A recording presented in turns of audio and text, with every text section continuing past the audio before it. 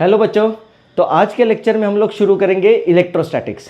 तो अगर तुम लोग लेक्चर एकदम ध्यान से सुनोगे, मैंने जो प्रॉब्लम्स लिए एकदम अच्छे से अगर ध्यान दोगे, खुद से सॉल्व करोगे, तो इलेक्ट्रोस्टैटिक्स में तुमको कुछ प्रॉब्लम नहीं आएगा। एक्सपर्ट बना दूंगा पूरे इलेक्ट्रोस्टैटिक्स में, तो एक एक वीडियो और एंड तक देखो, मज़ा आएगा। ठीक है, तो इलेक्ट्रोस्टैटिक्स हम लोग शुरू करते हैं कूलम्स लॉ से। तो कूलम्स लॉ जो है that is most important law in electrostatic. तो कूलम ने क्या बोला कि whenever we have two charges separated by some distance placed in vacuum or air, correct, placed in vacuum or air, correct। तो coulomb का law जो है वो सिर्फ एयर या वैक्यूम के लिए है, किसी भी मीडियम के लिए नहीं है। तो when two charges are placed at distance smaller from each other, इन दोनों के बीच में फोर्स ऑफ अट्रैक्शन होगा या रिपल्शन होगा, डिपेंडिंग अपॉन लाइक चार्जेस है या अनलाइक चार्जेस है। अगर लाइक चार्जेस है तो रिपल्शन होगा, अनलाइक चार्जेस है तो अट्रैक्शन होगा। ठीक है, तो कूलम ने बोला कि ये जो फोर्स ऑफ अट्रैक्शन या रिपल्शन है that is directly proportional to product of charges. मतलब क्या, ये जो चार्ज है, सपोज एग्जांपल लेते हैं दोनों पॉजिटिव है, तो ये जो चार्ज है, ये चार्ज इस चार्ज को इस डायरेक्शन में रिपल्शन देगा। This is force on two because of one. Labelling अच्छे से सुनो, फोर्स किसके ऊपर? टू के ऊपर। कौन दे रहा है फोर्स? वन दे रहा है। Similarly this is force on one because of two. तो ये जो फोर्स ऑफ रिपल्शन या अट्रैक्शन है that is directly proportional to product of charges, और ये जो फोर्स है that is inversely proportional to square of distance between them. Therefore इसको हम लोग इनवर्स स्क्वायर लॉ भी बोलेंगे, इनवर्स स्क्वायर लॉ। ठीक है, दोनों को कंबाइन करते हैं तो फोर्स जो है that is directly proportional to Q1 Q2 upon R square. To remove proportionality sign एक कांस्टेंट आएगा, that constant is capital K। Capital K Q1 Q2 upon R square. ये जो कैपिटल K है इसका वैल्यू होगा 9 into 10⁻⁹ newton metre square पर coulomb square.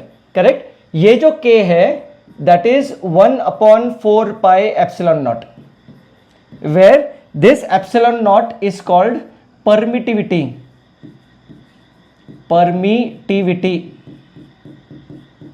of free space या फिर वैक्यूम या एयर, उसकी परमिटिविटी। अभी परमिटिविटी क्या होता है? नाम में है परमिट, तो सी नाम में है परमिट, तो जनरली कंफ्यूजन क्या होता है? परमिटिविटी मतलब परमिट करना, मतलब वो जो फोर्स है उसको अच्छे से परमिट करेगा, लेकिन एक्चुअली उल्टा है। ये जो K है that is 1/4 pi epsilon not. Epsilon not नीचे आएगा, मतलब फोर्स जो है वो इनवर्सली प्रोपोर्शनल टू परमिटिविटी है। करेक्ट, मतलब जितना ज्यादा परमिटिविटी होगा उतना force transfer will be less. Correct, तो एप्सिलॉन नॉट जो है that is permittivity of free space, और ये पूरा 1/4 पाई एप्सिलॉन नॉट इसका वैल्यू है 9 इंटू 10⁻⁹ न्यूटन मीटर स्क्वायर पर कूलम स्क्वायर। ये जो फोर्स है, ये फॉर्मूला इसका मैग्नीट्यूड है, this is magnitude of force, इसको अच्छे से अंडरस्टैंड करो। करेक्ट, डायरेक्शन क्या होगा? डिपेंडिंग अपॉन रिपल्शन है या अट्रैक्शन है, उस हिसाब से डायरेक्शन लेंगे। तो इसका जो वेक्टर फॉर्म है इस पर मैं अलग से वीडियो बनाऊंगा, बिकॉज वेक्टर मेथड यूज करने का थोड़ा सा प्रोसेस डिफरेंट है। करेक्ट, तो ये हुआ फोर्स। तो ये दोनों forces are equal. Correct, Newton's third law, equal and opposite reaction. ये चार्ज इस चार्ज पर जितना फोर्स देगा that will be equal to ये चार्ज इस चार्ज पर जितना फोर्स देगा। मतलब force on one because of two is equal to force on two because of one. सिर्फ डायरेक्शन क्या होंगे? उल्टे होंगे, वो हम लोग देखेंगे बाद में। आई होप कूलम्स लॉ का कॉन्सेप्ट एकदम क्लियर है। तो फॉर्मूला क्या याद रखना है? F is equal to K Q1 Q2 upon R square. ये मैग्नीट्यूड है, तो ये फॉर्मूला यूज करते समय चार्जेस का जो साइन है वो निग्लेक्ट करना है, बिकॉज डायरेक्शन हम लोग ऑलरेडी वेक्टर फॉर्म में ले लेंगे। क्लियर? ठीक है, see problem. Problem number 1, 3 charges Q1 Q2 and Q3 are placed at vertices of equilateral triangle जिसका side is 1 metre. Find net force acting on charge Q1। तो देखो Q1 यहां पर है। करेक्ट, Q1 चार्ज कितना है? 1 माइक्रोकूलम। Q2 कितना है? -2 माइक्रोकूलम। Q3 इज 3 माइक्रोकूलम और डिस्टेंस 1 मीटर। अब इसे we have to find force on this charge 1 because of other 2 charges, correct. तो force is a vector quantity, तो हम लोग क्या फाइंड करेंगे, इस चार्ज की वजह से फोर्स, इस चार्ज की वजह से फोर्स, और फिर वेक्टर एडिशन। तो सी, ये नेगेटिव चार्ज, ये पॉजिटिव चार्ज, तो ये नेगेटिव चार्ज क्या करेगा, इस पॉजिटिव चार्ज को फोर्स ऑफ अट्रैक्शन देगा इस तरफ। So this is force on 1 because of 2। हमको क्या देखना है, सिर्फ इस चार्ज पर फोर्सेस कौन से होंगे। तो इसने क्या किया, अट्रैक्टिव फोर्स दिया। ये जो थर्ड चार्ज है ये पॉजिटिव है, ये भी पॉजिटिव है, तो there will be force of repulsion. तो फोर्स ऑफ रिपल्शन होगा ये डायरेक्शन में, ऐसे। This is force on 1 because of 3। तो नेट फोर्स आएगा इन दो फोर्सेस का वेक्टर एडिशन। तो पहले हम लोग फाइंड करेंगे फोर्स ऑन 1 बिकॉज ऑफ 2।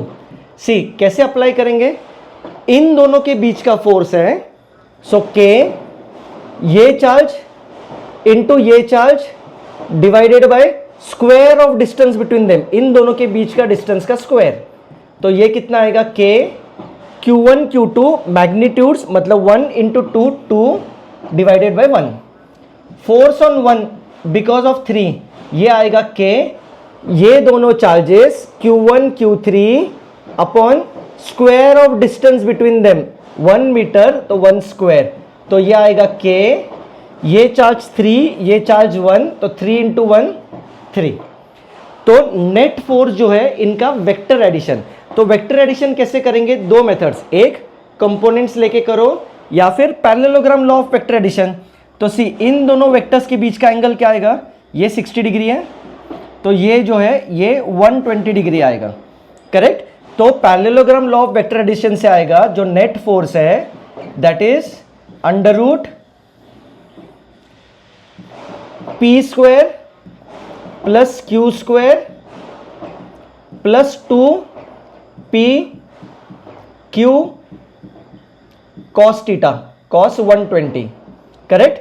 तो ये आएगा एफ स्क्वायर मतलब 2k का स्क्वायर, तो ये आ जाएगा 4k स्क्वायर प्लस 3k का square 9k square plus 2k into 3k 6k square cos theta जो है दैट इज -12, करेक्ट। तो ये कैलकुलेशन आएगा यहां पर 9 plus 4 13k square, minus sign यहां पर, ये 2 cancel 6k square, so this will be under root 7k square. So final answer will be k root 7। k का वैल्यू हमको पता है कि 9 इंटू 10⁻⁹, ये रूट 7 न्यूटन। तो ये होगा net force acting on this charge Q1, correct. यहां पर प्रॉब्लम में मैग्नीट्यूड पूछा है तो यहां पर प्रॉब्लम खत्म होगा। अगर डायरेक्शन पूछा है तो डायरेक्शन के लिए हम लोग ये भी कर सकते हैं, पैरेललोग्राम लगाएंगे यहां पर, ये ऐसे, net force will be in this direction, ये कुछ तो एंगल ले लो अल्फा, करेक्ट। और ज्योमेट्री से हम लोग एंगल भी फाइंड कर सकते हैं। वेक्टर मेथड, डायरेक्शन हम लोग बाद में आएंगे। इस प्रॉब्लम में पूछा था मैग्नीट्यूड, तो ये हुआ मैग्नीट्यूड ऑफ फोर्स। क्लियर है? तो बच्चों यहां तक अगर समझ में आ रहा है तो चैनल को सब्सक्राइब करो, फ्रेंड्स के साथ भी वीडियो को शेयर करो, ठीक है। Next problem, see, if charge Q1 is fixed, ये जो चार्ज है Q1 that is fixed and Q2 जो है that is free to move, then find out velocity of Q2 when it reaches a distance R2 after it is released from rest from a distance R1 from Q1। मतलब ये जो Q2 है initially R1 distance पे था, यहां पर it was at rest, because of repulsive forces ये charge इस डायरेक्शन में मूव होगा, और जब वो यहां पर पहुंचेगा तब हमको फाइंड करना है इसका स्पीड कितना है, मतलब डिस्टेंस R2 पे इसका स्पीड कितना होगा। प्रॉब्लम क्लियर है? अगेन ये चार्ज इज फिक्स्ड तो इसका मोशन कंसिडर नहीं करेंगे, सिर्फ ये वाला charge is free to move, तो वो चार्ज मूव करेगा। तो सी, इसको सॉल्व करने के दो मेथड्स है, एक एक्सेलरेशन काइनेमेटिक इक्वेशन, करेक्ट, और दूसरा वर्क एनर्जी थ्योरम। अभी तुम लोग क्या करते हो, काइनेमेटिक इक्वेशंस यूज करते हो। कैसे? इनिशियल स्पीड 0 है, फाइनल स्पीड फाइंड करना है, डिस्टेंस कितना ट्रैवल करेगा R2 माइनस R1, और फोर्स कौन सा होगा, कूलम्स लॉ का force. But that is wrong. क्यों रॉन्ग होगा? बिकॉज जैसे जैसे चार्ज मूव करेगा फोर्स जो है वो चेंजिंग होगा, फोर्स चेंजिंग है, देयरफॉर एक्सेलरेशन इज चेंजिंग, तो काइनेमेटिक इक्वेशंस यूज नहीं कर सकते। करेक्ट। तो हम लोग क्या कर सकते हैं कि एक्सेलरेशन का फंक्शन लिखेंगे और उसका इंटीग्रेशन, या फिर directly work energy theorem use करो। ठीक है, वर्क एनर्जी थ्योरम क्या होगा? Summation of all work done is change in kinetic energy. Correct. कौन वर्क कर रहा है यहां पर? इलेक्ट्रोस्टैटिक फोर्स वर्क कर रहा है। Change in kinetic energy, final kinetic energy minus initial kinetic energy. Correct. अभी work done by electrostatic force वो कैसे करेंगे? सी यहां पर फोर्स जो है वो वेरिएबल है, तो कैन आई राइट फोर्स जो है दैट इज के Q1 Q2 upon R square. जैसे जैसे डिस्टेंस चेंज होगा force is going to change. तो हम लोग वर्क डन कैसे फाइंड करेंगे?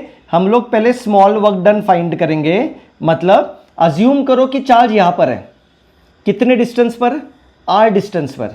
तो हम लोग फाइंड करेंगे स्मॉल डिस्प्लेसमेंट डी आर के लिए how much will be work done, उसका इंटीग्रेशन करेंगे तो मुझे मिलेगा टोटल वर्क डन। तो सी जब आर डिस्टेंस पर होगा तब दिस विल बी फोर्स, तो small work done is force into displacement.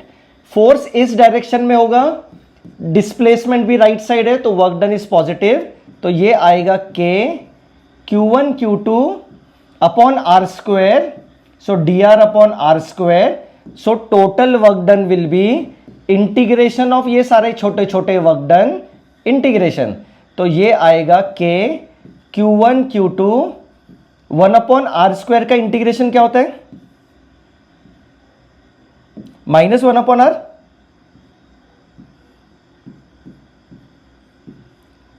Correct. अभी क्या बाकी है? लिमिट्स। तो मुझे वर्क डन फाइंड करना है इधर से इधर तक, so limits will be from R1 to R2।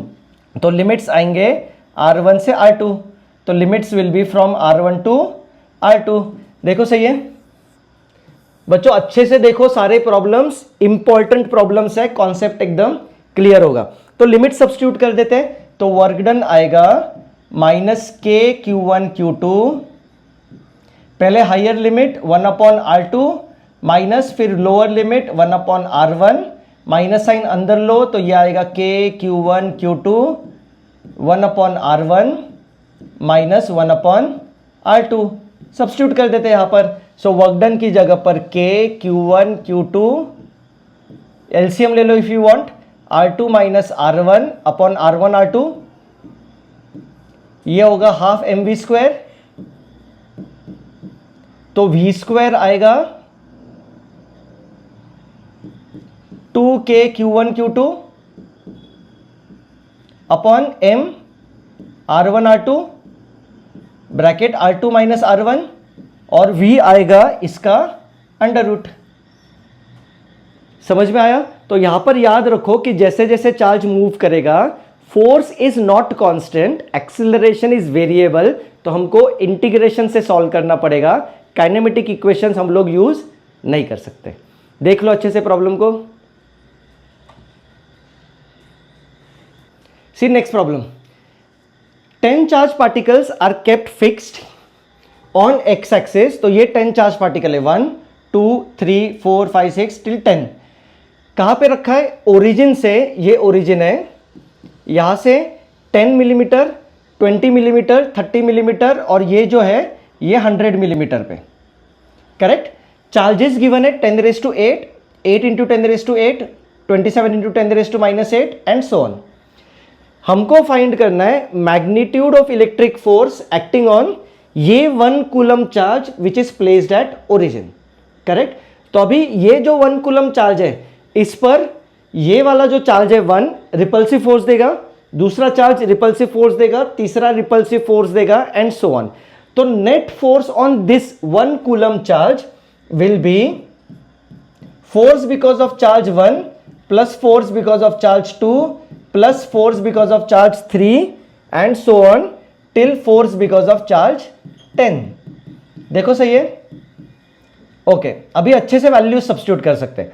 C force because of 1, this will be k, ये दोनों चार्जेस मतलब 1 × 10⁻⁸ डिवाइडेड बाय ये दोनों चार्जेस के बीच का डिस्टेंस जो है उसका स्क्वायर, तो 10 mm मतलब 10 × 10⁻³ का square. Similarly force because of 2 मतलब ये दो चार्जेस मतलब 1 कूलम इंटू ये second charge 8 × 10⁻⁸ divided by square of distance between them मतलब 20 mm का square, plus force because of third मतलब ये दोनों चार्जेस के 1 कूलम इंटू 27 × 10⁻³ डिवाइडेड बाय ये दोनों चार्जेस के बीच के डिस्टेंस का स्क्वायर मतलब 30 mm इसका स्क्वायर टिल 10th चार्ज, तो ये होगा के ये दोनों चार्जेस मतलब 1 × 1000 × 10⁻⁸ डिवाइडेड बाय दोनों के बीच के डिस्टेंस का स्क्वायर 100 mm × 10⁻³ का स्क्वायर। सी कॉमन ले लेते हैं अभी यहां से, क्या आएगा कॉमन, के 10⁻⁸ कॉमन डिवाइडेड बाय ये जो 10⁻³ का स्क्वायर है सब में से ये भी कॉमन ले लेते 10⁻⁻6, सो ब्रैकेट में बचेगा यहां पर 1/10² विच इज 100 प्लस ये 8/20² विच इज 400 प्लस 27/30 का स्क्वायर, करेक्ट, तो ये होगा 900 प्लस टिल ये 1000 डिवाइडेड बाय ये 100 का स्क्वायर मतलब 4 zeros, सही है। अभी यहां से भी आई कैन टेक 100 कॉमन, सी सबसे पहले तो इधर कटिंग कर देते, ये कैंसिल, ये इधर आएगा -2, 100 भी यहां पर ले लेते तो के 10⁻² ब्रैकेट में आएगा 1 प्लस सी ये 100 तो गया तो ये बचेगा 8/4 which is 2 plus 9 3 × 27 plus till ये 100 तो बाहर आ गया, ये 2 zeros कैंसिल, यहां पर आएगा 10, देखो सही है। Now as you can see this is 1 + 2 + 3 till 10, तो सबका एडिशन क्या होगा n × n+1 डिवाइडेड बाय 2, तो ये कैलकुलेशन यहां पर करता हूं तो ये होगा k, ये 100 ऊपर 10⁻⁴ और 1 to 10 का addition will be n × n+1 divided by 2, तो ये कितना आएगा k इज 9 × 10⁹ × 10⁻⁴, ये आएगा 5, ये आएगा 11, तो जो भी कैलकुलेशन है that will B net force acting on this 1 coulomb वाला चार्ज। आई होप बच्चों एकदम क्लियर है, कुछ डाउट होगा तो कमेंट बॉक्स में मुझे पूछ लो।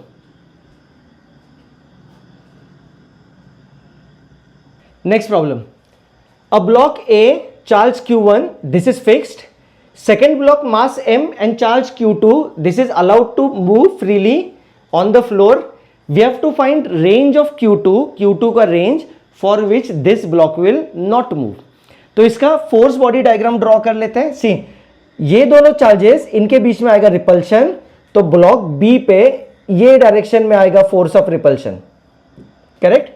अगर ये सरफेस स्मूथ होता तो ये ब्लॉक राइट साइड में मूव करता, लेकिन कोएफिशिएंट ऑफ फ्रिक्शन म्यू है, मतलब यहां पर फ्रिक्शन होगा तो friction will be in this direction. कौन सा फ्रिक्शन, स्टैटिक फ्रिक्शन, करेक्ट, ठीक है। तो एफबीडी इक्वेशन बना लेते हैं, दिस ब्लॉक इज स्टेशनरी तो ये दोनों फोर्सेस इक्वल होंगे, तो force electrostatic should be equal to static friction. Static friction find करते हैं, we know that FS max जो है वो होता है μn, करेक्ट। नॉर्मल रिएक्शन mg नीचे, नॉर्मल रिएक्शन ऊपर, तो नॉर्मल रिएक्शन mg तो ये आएगा μmg, and we know that fs जो है that is always less than equal to fs max, correct. तो अपना जो fs है that will be less than equal to μmg, correct. अभी देखो ये जो fe है that is equal to fs, और Fs जो है that is less than mu M G, therefore can we say that electrostatic force should be less than equal to mu M G, correct. तो electrostatic force का formula K Q one Q two upon R square less than equal to mu M G, हमको find करना है Q2 का value, so Q2 is less than equal to mu M G R square upon K Q1। मतलब जो Q2 है वो 0 और इस वैल्यू के बीच में लाई करेगा, करेक्ट। अभी यहां पर ट्रिक है, ये जो Q2 है ये नेगेटिव भी हो सकता है। अगर Q2 नेगेटिव हुआ तो इनके बीच में अट्रैक्टिव फोर्स आएगा और Q2 इधर मूव करेगा, करेक्ट। मतलब Q2 का वैल्यू नेगेटिव भी हो सकता है और नेगेटिव में भी मैक्सिमम वैल्यू कितना होगा, इतना ही होगा, so that it will not move. तो हमको लिखना पड़ेगा Q2 जो है ये दो वैल्यूज के बीच में लाई करेगा, मतलब minus M G R square upon K Q1 और plus mu M G R square upon K Q1। तो ये हुआ Q2 का range for which it will be stationary. देख लो एक बार अच्छे से।